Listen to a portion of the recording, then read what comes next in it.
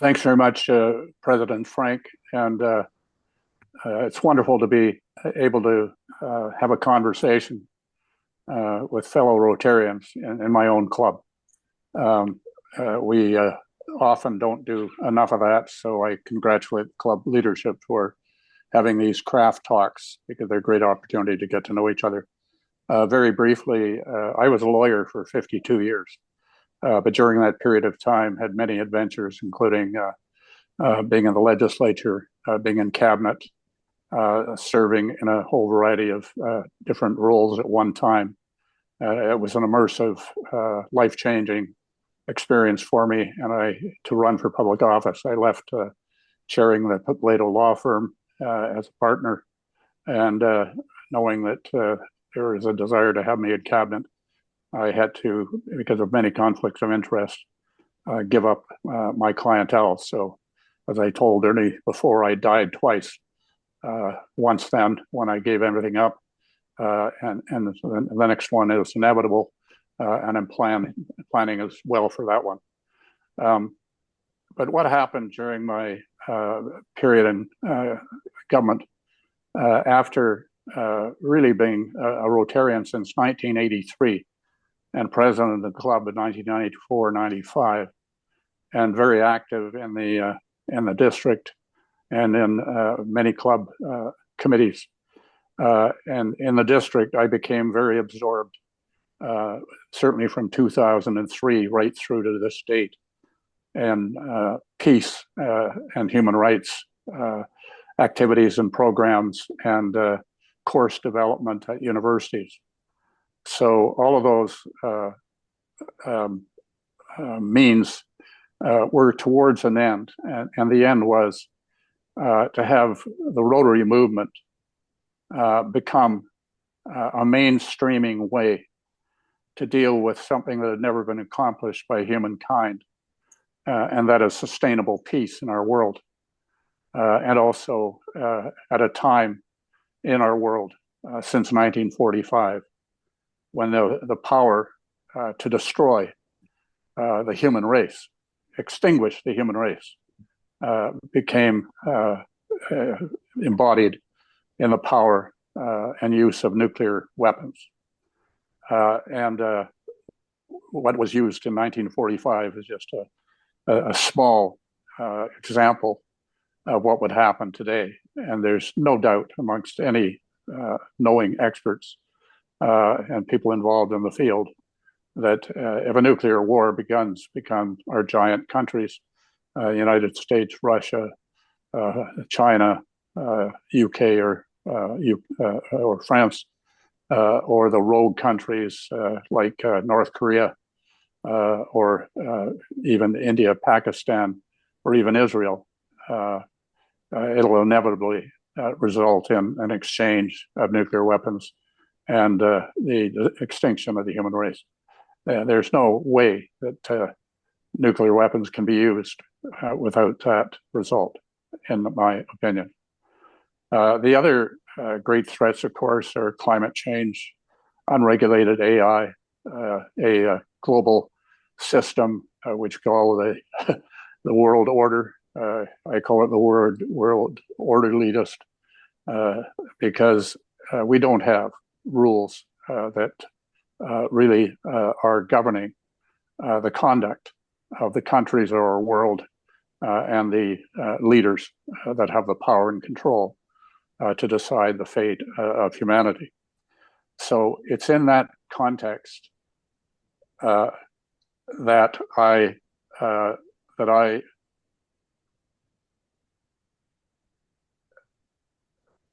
I will pose questions, really to get you thinking, but I'll answer them unless there's a compelling desire to interrupt, just because of shortage of time. My first question is, what countries have nuclear weapons? And also, with those nuclear weapons, are permanent members of the UN Security, the United Nations Security Council, each with veto power over the General Assembly and Security Council. Well, it happens, those are the 5 countries I mentioned earlier. It's the United States, it's Russia, People's Republic of China, France, and the UK. And so then the question is, have those veto powers, which they insisted upon in negotiations in 1945 as a condition of the formation of the United Nations, have they been used fairly and for the benefit of all concerned using the four-way test? Is it fair to all? Is it beneficial to all concerned? And one of the things that has not been done, certainly in any way that the public generally understands, is to show how those veto powers have been used since 1945, mainly by the United States and Russia, and for whose benefit. And you will see those powers and the use of what are called universal decisions about sanctions by countries of the United Nations, unilateral ones made by countries, have not been made fairly in the interests of all. They're to benefit a few.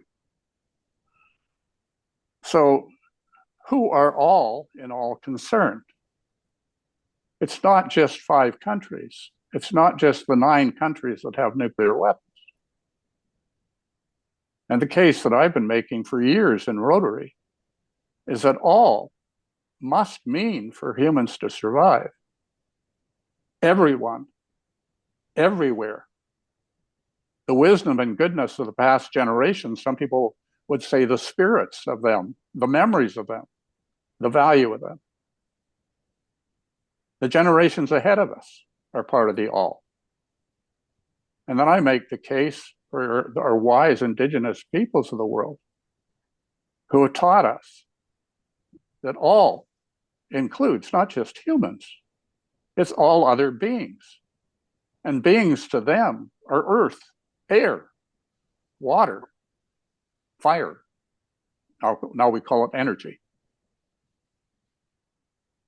Hello? And earth and all of those beings produce, with the support of those elements, what we eat and what we drink.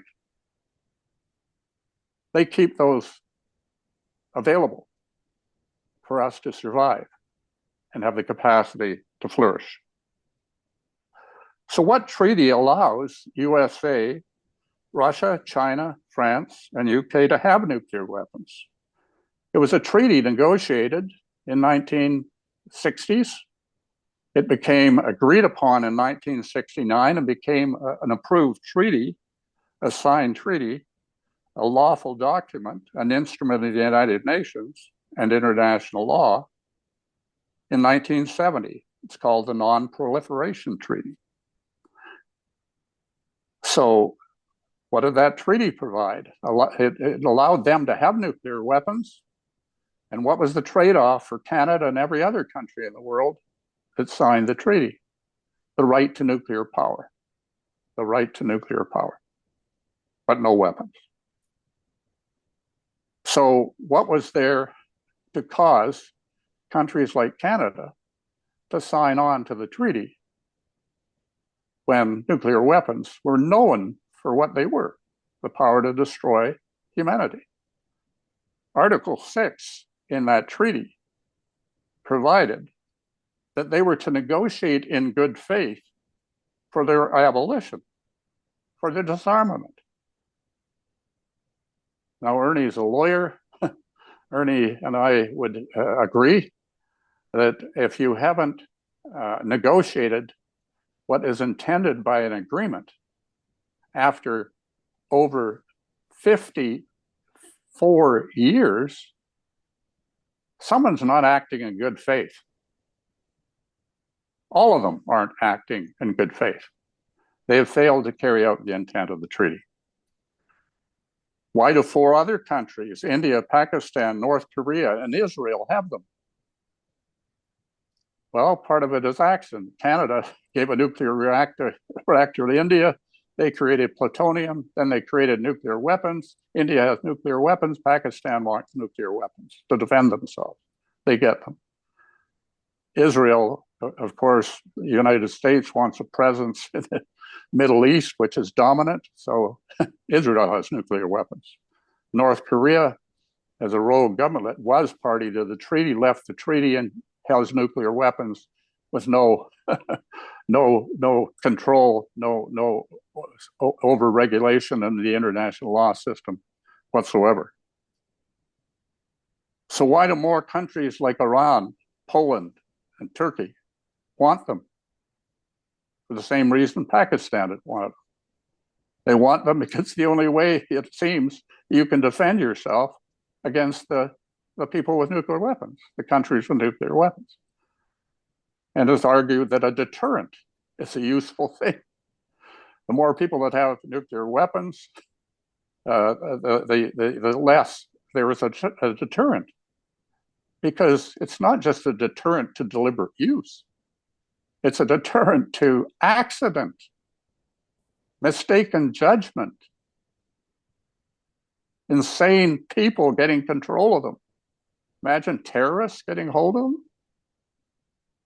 Imagine the kinds of people that are running our world can push a button and begin a nuclear war. So what is the international campaign to abolish nuclear weapons called ICAN? There will be a video at the end. It's a Nobel Peace Prize winning organization, which was created to make nuclear weapons illegal and their very possession illegal. It is a thoughtful, incredibly thoughtful, comprehensive document, which in its introduction and its preamble and its content, everyone should read, because it is a clear statement as to what can be done. And now over 73 countries have not only signed it, but ratified it. 122 countries at the United Nations approved it when it was first introduced. What has Canada done? Absolutely nothing positive. Canada didn't even attend the discussions at the United Nations about this treaty.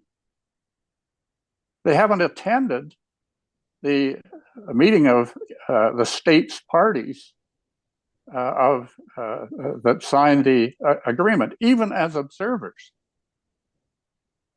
That is the kind of pressure exerted by the United States of America and France and the UK on Canada, and Canada has blinked and allowed itself to be suppressed. However, there's people like Dr. Mary Lou McPhedran, the Youth Nuclear Peace Summit for 5 years, a dean of the law school for 3 years in 2017, 18, 19, led symposia at the Canadian Museum for Human Rights, and all of those support the Treaty for the Prohibition of Nuclear Weapons advocated for by ICAN with a roadmap drafted. Are the existence of nuclear weapons a human-created existential threat and risk to the human race survival and flourishing? I say they're the most significant, imminent, complete threat. And the one that is the most easiest to deal with, because the treaties are there to deal with it. Negotiating in good faith should get rid of them. And then the protection against ever having them in existence again is the means of the Treaty for the Prohibition of Nuclear Weapons. So what does Rotary do about this? The mainstream that I've sought to influence for as long as I've been a Rotarian, to do the moral and humanitarian things that are necessary and that Paul Harris advocated for. A book called The 7 Paths to Peace, which 2 members of our Rotary Club gave me copies of, a book written in 1959 and 1963, 3 different editions. said, get rid of nuclear weapons, Rotarians. What else did it say? Have an international rule of law, Rotarians. But that's not something Rotary International does, because we don't want to be political. But it's up to Rotarians as enlightened citizens to do something about it. So we are the ones that are accountable, we Rotarians, if nothing is done about it. But to my great delight, our club, and the Winnipeg Charleswood Club have led the way for the whole world in terms of dealing with this issue. How do we deal with it?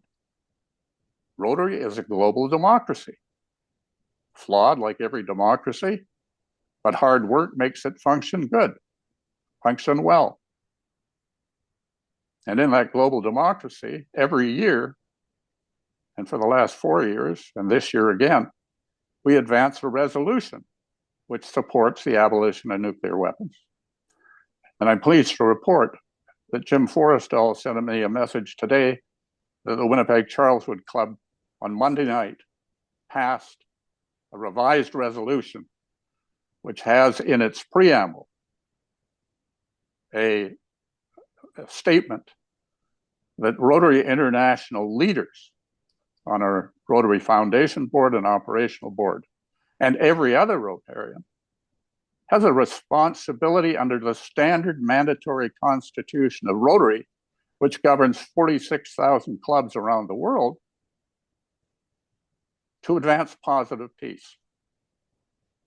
And if positive peace is good relations with neighbors, it's acceptance of the rights of others, and the UN says there's a right to life, except for arbitrary, if there's anything but a non-arbitrary use of it to deal with issues like abortions. So we argue that positive peace is an obligation for them as board members and for every Rotarian.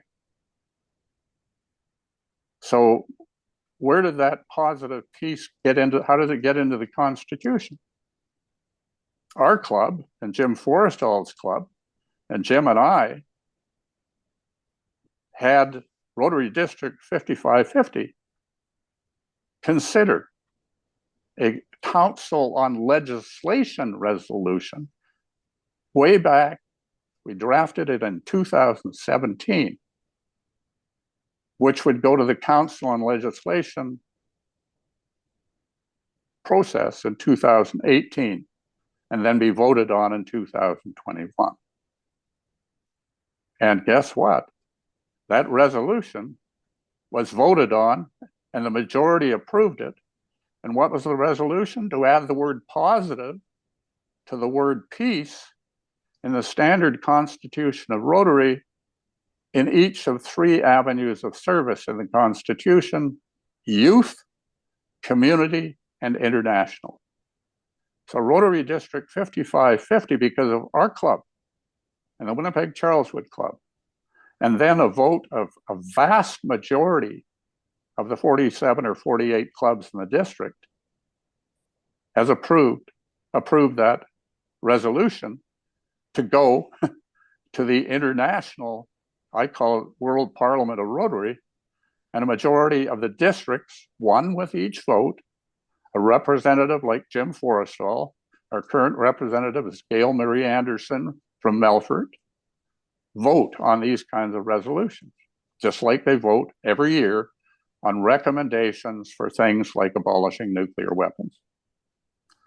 So coming up, the deadline for submitting the core resolution to abolish nuclear weapons, the deadline for that is June 30th.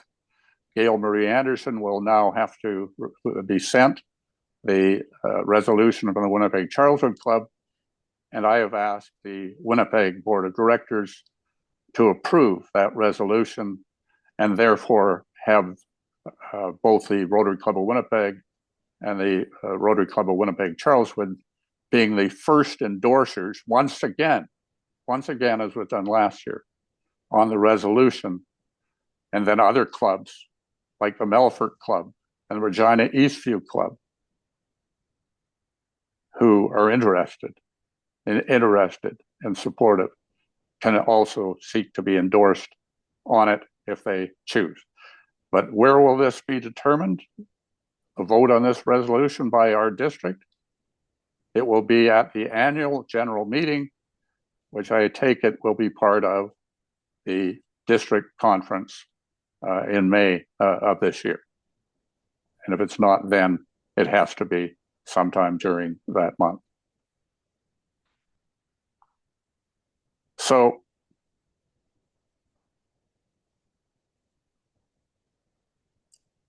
the next question is, are you aware of the impacts of the 4 Youth Nuclear Peace Summits of 2019, 2022, 2023, 2024, and a 5th to be held October 30th and 31st of this year at the Canadian Museum for Human Rights? Well, our club knows the benefits because a person like Avinash Singh is really serving as a almost volunteer administrator of the Rotary Club of Winnipeg Peace Builder Committee. And he was one of the 2019 first graduates of that program, a young superstar of 15 at the time. Roja Lee is, of course, the daughter of our club member of ours. And this Syrian refugee is the head of Reverse the Trend Canada and is internationally known for her work to abolish nuclear weapons. The Youth Nuclear Peace Summit brought in Dr. Ira Helfand, a Rotarian from the United States, who since the 80s, as a doctor, has led physicians fighting for the abolition of nuclear weapons. And his organization won the Nobel Peace Prize in the 80s, but he continues to fight. He's now retired. But he brought some young people from the United States. Those young people at the Youth Nuclear Peace Summit have gone back to the United States and have been forming chapters for nuclear weapon abolition in states around the United States. And guess what? Dr. Ira Helfand is going to be back on October 29th, the evening. Put it in your calendars, because he and some other luminaries are going to be speaking to the public of Winnipeg about the abolition of nuclear weapons, all hosted at the Canadian Museum for Human Rights, before the Youth Nuclear Peace Summit begins. So definitely put that in your calendars, and that'll be a wonderful opportunity to learn more, but also be motivated to do more. So my next question is, Rotarian Kauser Ahmed and myself have formed what is called the Rules of Law on Earth Project. We abbreviate it and say ROLE, R-O, capital L-E. And if you go to rulesoflawonearth.org, you'll find what that's all about. And fundamental to that, of course, is dealing with these existential threats and risks to humankind. So ROLE is now an entity which is part of the Conflict Research and Resilience Institute Canada, a federally incorporated charitable organization. And we work with lawyers and professors and students from around the world on the cause of addressing existential threats and risks to the world caused by humans.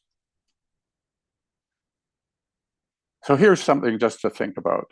And John Melnick and people like me that have been involved in sports a great deal over our lives, we have generally accepted global rules for sports that are fair and beneficial to all concerned, that are effective and enforceable. Why do we not have such rules to prevent wars, atrocities, violent aggression, and end existing wars since 1945, when this was intended by the UN Charter and UNESCO and the UN Declaration of Human Rights in 1948? Why? We have it for international soccer. We have it for international hockey. why don't we have it for the most important thing of all? Justice, fairness, and the means to provide global security for human beings and for future generations and the most oppressed, impoverished, vulnerable peoples of the world, and women and children who have always been discriminated against and not given a voice. So what can each of you at your club in District 5550 do to cause local, provincial, and Canadian government and Rotary International to inspire and facilitate the abolition of nuclear weapons and other human-caused existential threats and risks to human race survival and equal opportunity to flourish before it is too late? The steps that we can do with Rotary and why I left Rotary, reflected on whether it could do the job, looked for another organization that would do it better, couldn't find any, came back to Rotary because I believe Rotary is the only organization governed by service above self that has the capacity to mainstream the kinds of enlightened citizenship that is needed to get decision makers, the people that have the power and control of our world, to make better decisions. And what better way to do it, I submit, than the shared values which have been provided us by Indigenous peoples. They call them the 7 sacred teachings. What are they? Truth, honesty, love, respect, humility, courage, and wisdom, right? So if you have shared values, those are the basis for the laws, the rules of the game of life, don't you have then a means to prevent these things happening? So we do our part as a club, we do it as a district, and we try and do it internationally as well. So thank you for all of the work our club has been doing in this. I look for even a greater effort to do it. And if we don't do it, who else is going to do it? Now the video, please.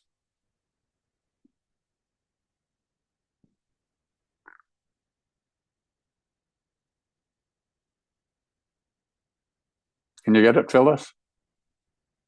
Yeah.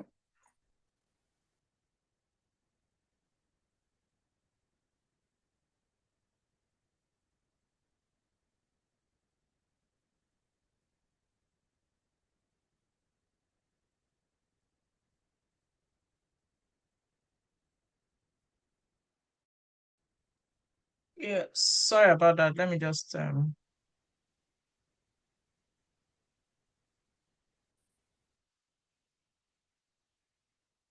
We're all feeling. These are uncertain times. War has returned to Europe in a way many thought unthinkable, and many people are asking, how can we protect ourselves? How can we ensure that we never again face the horrors of war?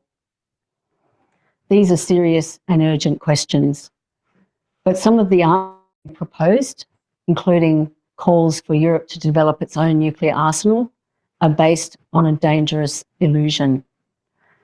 They are a reaction born from panic, not thought-through strategy. We can't afford to be misled by abstract talk of deterrence strategy or by political grandstanding that ignores the basic reality, which is that nuclear weapons are the only devices ever created by humans that have the capacity to destroy all complex life on Earth. Any use of nuclear weapons, whether by design or by accident, would mean the end of life on this planet as we know it. So nuclear weapons do not provide security. They do not strengthen Europe. Indeed, they make it infinitely more vulnerable. It is not the presence of nuclear weapons that has allowed Europe to thrive, nor abstract theories of deterrence. What has allowed Europe to prosper has been the rebuilding of trust and trade between nations after war, the creation of international and regional institutions, laws and norms where differences can be resolved through diplomacy rather than destruction, And it is understanding that our security is tied to our neighbours' security. So the idea that we must now enter into a nuclear competition and meet threats with equal threats is no solution.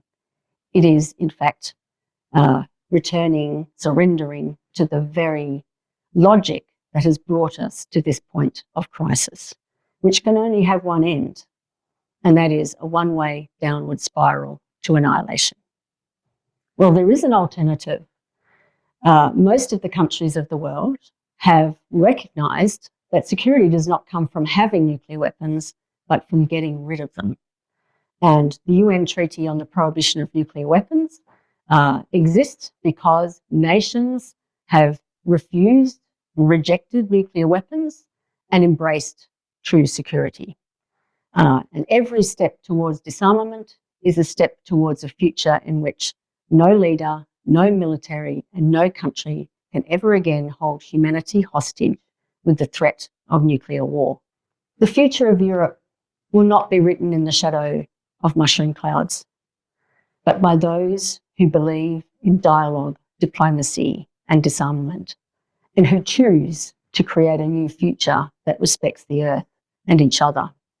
And together, we can make that future a reality. Why does... Well, thanks, everybody. And that was Melissa Park, who is the CEO of the campaign to abolish nuclear weapons.